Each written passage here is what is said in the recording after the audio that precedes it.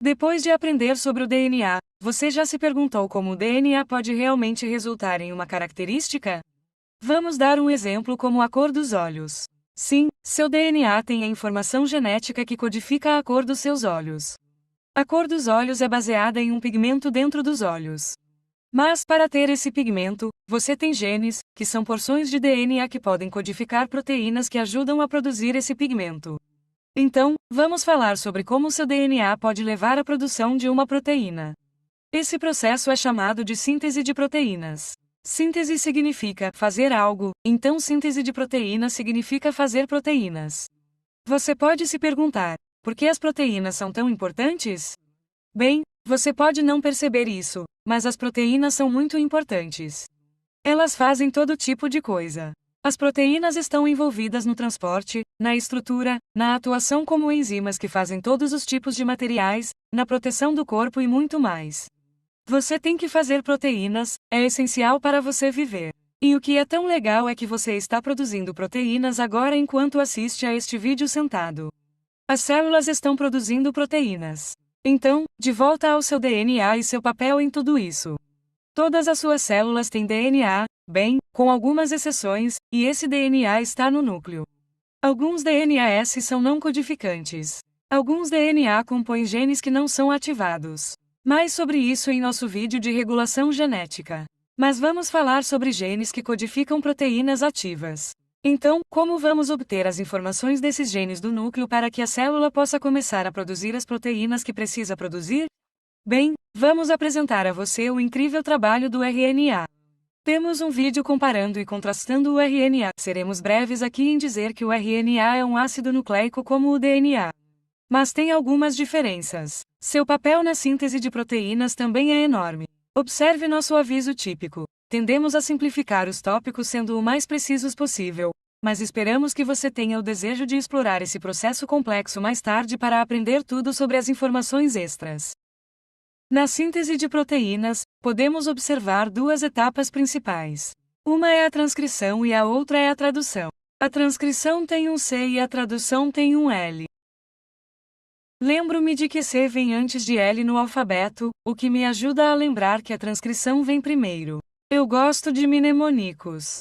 Agora, transcrição é quando vamos transcrever o DNA em uma mensagem. Em suas células, o DNA está no núcleo, portanto, estamos fazendo a transcrição no núcleo. Na etapa de transcrição, uma enzima chamada RNA polimerase conectará bases de RNA complementares ao DNA. Essas bases de RNA são ligadas entre si para formar um mRNA de fita simples. O M de mRNA significa mensageiro. O RNA mensageiro consiste em uma mensagem feita de RNA que foi baseada no DNA. Queremos mencionar que esse mRNA geralmente não está pronto para ser usado imediatamente. Geralmente ocorre a edição de mRNA e nós encorajamos você a fazer algumas leituras sobre isso porque é fundamental para o processo funcionar corretamente. O que é ótimo sobre o mRNA? Bem, em eucariotos, você sai do núcleo. O mRNA pode sair do núcleo para o citoplasma, onde se ligará a um ribossomo. Os ribossomos produzem proteínas. O ribossomo é feito de rRNA, e isso é fácil de lembrar porque o R significa RNA ribossômico. O ribossomo vai construir nossa proteína na próxima etapa chamada tradução. Você pode encontrar muitos clipes e animações ótimos sobre tradução que são simplesmente fantásticos.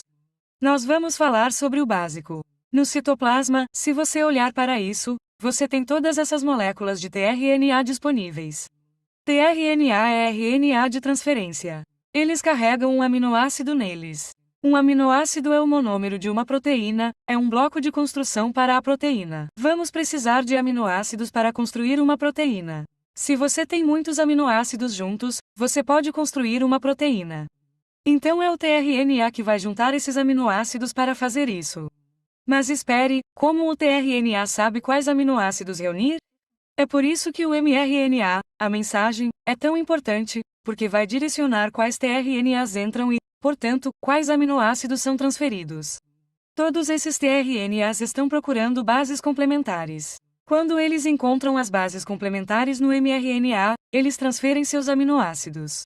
Quando o tRNA está trazendo os aminoácidos, ele lê as bases, representadas por essas letras aqui no mRNA em 3. Portanto, não lê uma letra de cada vez, ele lê em tripletes. Isso se chama códon. Assim, por exemplo, neste mRNA, o tRNA leria o códon AUG. Um desses tRNAs contém um anticódon complementar, que neste caso é o UAC. Todos os tRNAs que possuem o anticódon UAC estarão carregando um aminoácido chamado metionina. Um tRNA com o anticódon UAC forma par com o códon AUG complementar no mRNA. Ele transfere o aminoácido que carrega, a metionina. O tRNA eventualmente sairá, mas deixará para trás seu aminoácido. Esse é o primeiro aminoácido antes de olhar para o próximo códon. Antes de fazermos o próximo códon para continuar, se você estiver se perguntando como você sabia que o tRNA que acompanha o códon AUG estaria carregando um aminoácido chamado metionina? Bem, para isso, você encontrará um gráfico de códons útil. Você pode aprender a usar um gráfico de códons para determinar qual aminoácido cada códon de mRNA codificara. Não é fascinante que os cientistas tenham conseguido determinar qual aminoácido corresponde a esses códons? Eu costumava ter um pôster de gráfico de códons e me maravilhava com isso. Você pode ver em um gráfico de códons que o códon AUG no mRNA codifica a metionina. AUG também é considerado um códon de início, pois a metionina normalmente será seu primeiro aminoácido nas proteínas. Existem muitos tipos de aminoácidos no gráfico de códons, mas há ainda mais combinações de códons possíveis. Isso significa que pode haver mais de um códon que codifica o mesmo aminoácido. Por exemplo, de acordo com o gráfico de códons de mRNA, todos esses códons de mRNA aqui codificam para o mesmo aminoácido, leucina.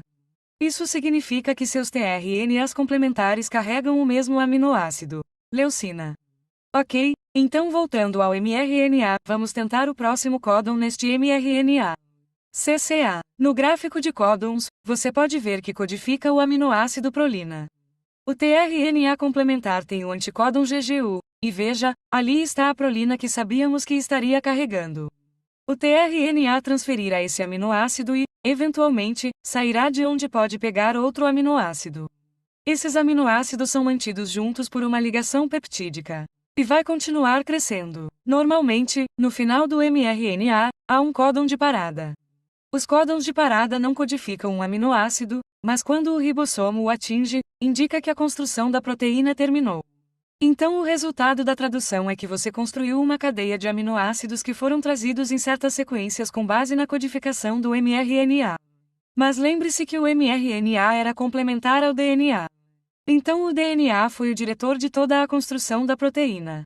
É claro que não conseguiria ter feito isso sem grande ajuda do mRNA, rRNA e tRNA.